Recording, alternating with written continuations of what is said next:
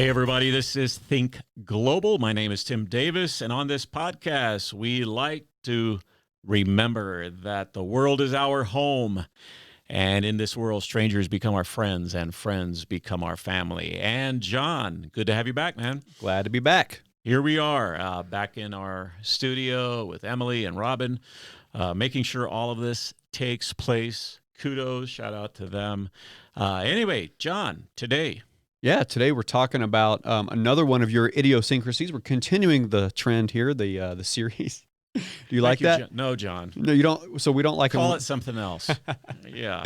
So you have life principles. Yes. Life values that you appreciate and live by, and we've been taking the last few weeks to talk about those. And this week we're going to continue that. So let's recap the last couple of episodes just to kind of catch people up to speed. 2 episodes ago, we talked about how the small things matter. Yes. And let's remember, as we're talking about small things matter, all of this is in the context of just who we are personally transcends cultural boundaries. It helps us become better global citizens. And it's personal values that enhance who we are, and it has a bearing on the relationships that we enjoy, no matter where we live. So, Right. yes, 2 podcasts ago, we were talking about tying your shoestrings well. Unpack that for us. Well, we were using John Wooden as an example. Right. He's a Hall of Famer, basketball coach, UCLA, won a lot of championships. Just listen to the podcast if you want a little John Wooden explanation. But he taught his players how to put their socks on and how to tie their shoes, and that seems so elementary. But what was the way that he talked about that? Right. You know, the principle was you don't tie your shoes the way you should, leads to a blister. The blister will lead to a lost game, and the lost game will cost you a championship. So it's just the idea of make sure you do the small things well, because small things do add up and they matter. Right. Okay, so that was 2 episodes ago. Yep. Then last episode, we talked about dignifying the table, which I love that one because we were able to bring in some of our global travel and what that looks like on a global scale, different tables around the world, but also from your family perspective of raising 4 boys in your household and teaching them to dignify the table as well. So what's the principle behind that one? Right. Again, it's taking a basic practice in life and using it to make our lives in general what they ought to be. And so the basic principle there was the way we act, behave, treat the host or hostess at a table really does say so much. And so the idea is just simply dignifying the table, taking that basic principle of honoring people at the table and carrying it out into the rest of life and living in a way that treats others with dignity. So thus, dignifying the table. We also talked about how part of that is that you watch people eat. Yeah. I had someone text me after that episode went live, and they said, "Remind me to never go have a meal with Tim again." Oh, that's awful. That's awful. No, it's all in fun. Yeah. Okay, and then this week we're going to talk about a fun topic I'm excited about. We're calling it walking with intention. Yeah. So briefly, we're going to talk a lot about it, but the idiosyncrasy here, I'll just say this, the idiosyncrasy here that's funny is you watch how people walk. Right. So like before you hire somebody or as you're walking around the office, you observe how people get from point A to point B. Why in the world do you do that? Right. Well, okay. So just so everybody knows, I'm not a crazy person. Like, I love analogies. I love building analogies from, like, tying your shoes, small things matter. The analogy of, like, dining at a table, like, and dignifying the table, so that it teaches me in life in general how to be. And the idea that we're talking about today is walking with intention, moving from A to B to C, going from this task to another task. It's just the idea of when we watch people walking, that there's a sense of purpose, of intentionality, and often you see people who the movement is slow, they're not sure what direction they're moving in, and so it says something, right? Like there's a sense of lostness, and if life is lived that way, then so we take the small principle of how we move around and apply it to life. If we live life from the cradle to the grave, wandering aimlessly, tragically, we end up wasting the gift of life. And and the purpose behind which we live and the impact that we can leave behind. Yeah. Anyway, that's the idea. Yeah, and that's the point. Is we're not saying the principle here is not speed walk through the office and now you've done it. That's point right. the point is that when we walk with intention, it's sort of indicative, or it shows us how we live our life as That's well. And so we want to live a life of purpose, Right. walk with purpose, live a life of purpose. That's right. That's the analogy. Yeah, Right. exactly. Yeah, and I was just going to say, like, so for how this applies to me in a sense, like, and most of our listeners will know this text, but long ago someone wrote, "I have fought the good fight, I have kept the faith, and I finished the race." And what I like to say about that is that I want to live my life in such a way that I do fight the fight that was put before me. I run the race that was put before me. I kept the faith, and in that way, I live and I die with no regrets. That I breathe my last breath, and I'm satisfied. No regrets. I lived my life to the fullest. So that's the idea there. Right. And that doesn't mean that all of life is running at 100 miles an hour. Right. It's not speed walking through life just to get from the cradle to the grave as That's fast right. as possible. No, that's right. There's other ways to walk through life or get through life too. And we were talking about there's seasons for everything, or there's times for everything.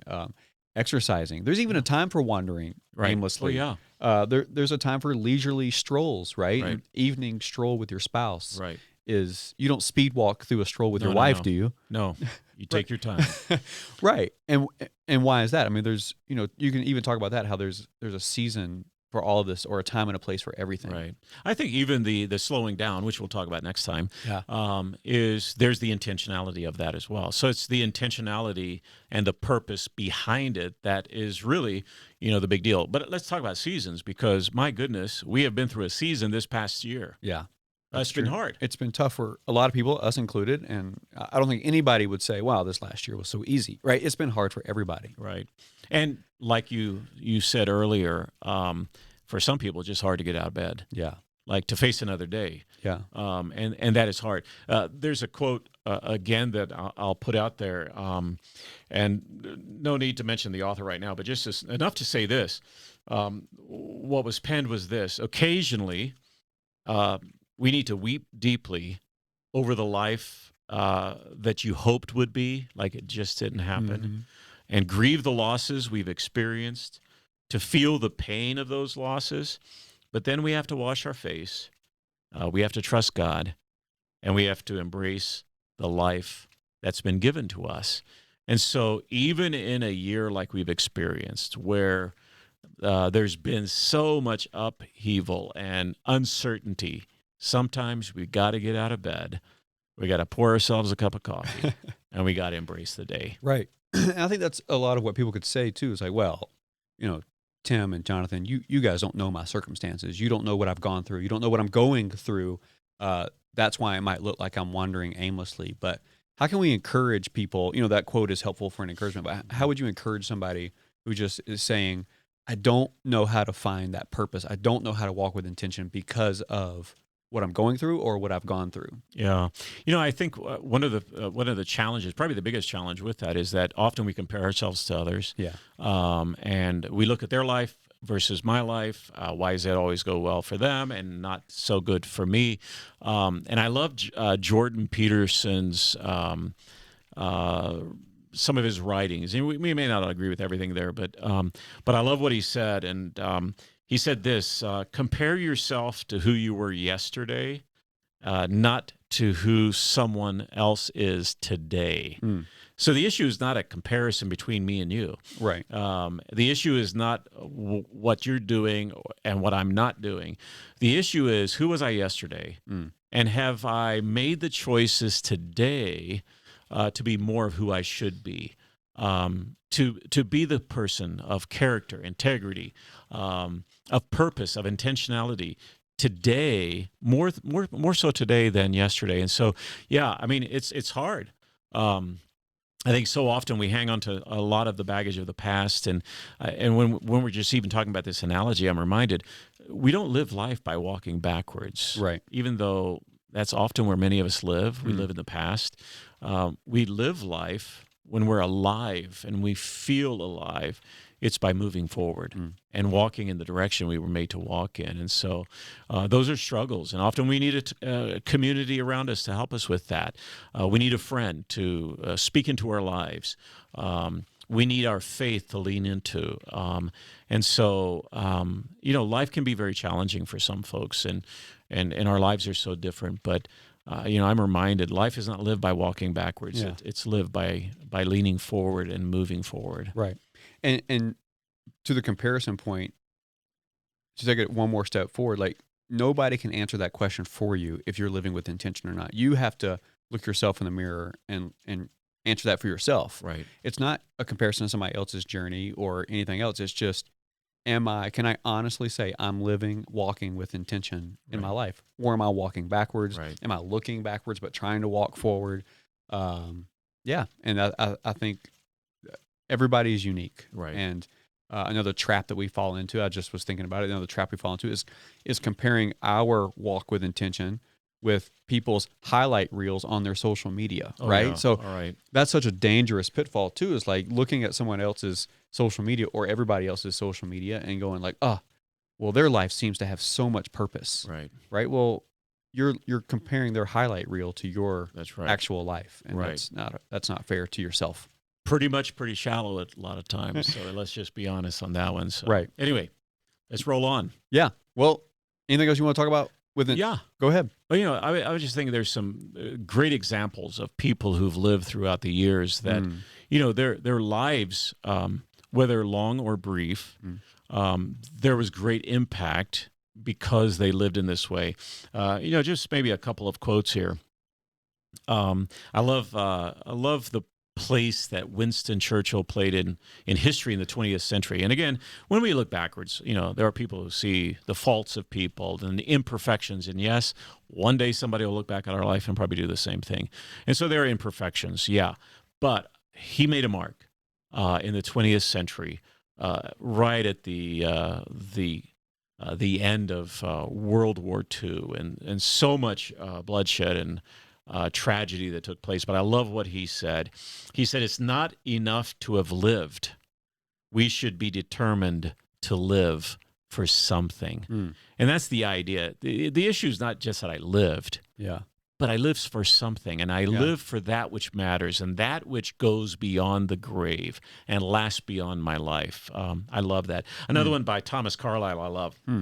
The person without a purpose is like a ship without a rudder. And that's that idea that we were getting at earlier, that often in our lives we live without direction. We're aimless. We're like an arrow that's shot from a bow with no target that's intended for it. It's just simply shot. And so we are made to live, I think, with purpose, to live with something that's worthy of dying for. And so I think that's what we're trying to get at today. Yeah. I like that quote, and I'm no boatsman, but isn't there a principle? Last time I told people to write me if I was right or wrong, they wrote me. Actually, got some emails, and I remember that. It was good. But anyway, so write me if I'm wrong, or write me if I'm right. I don't know, but isn't there a principle in boating that to get through the storm, you find a fixed point on the horizon, and you steer towards that fixed point on the horizon, and you kind of got to have a rudder to do that. That's exactly right. And that's how you're going to get through all right, so we can draw the analogy here, the storms of life or storms of circumstances. But to get there, you fix your eyes on a fixed point on the horizon. That's right. And you need a rudder, a purpose to get you there. And by the way, let me just add this. This has nothing to do with what we're talking about. But listen, if you're on a boat and you're seasick, you better find the horizon and put your eyes on, or you're going to lose everything. That's the truth. What do you mean by lose everything? You know what I mean by that.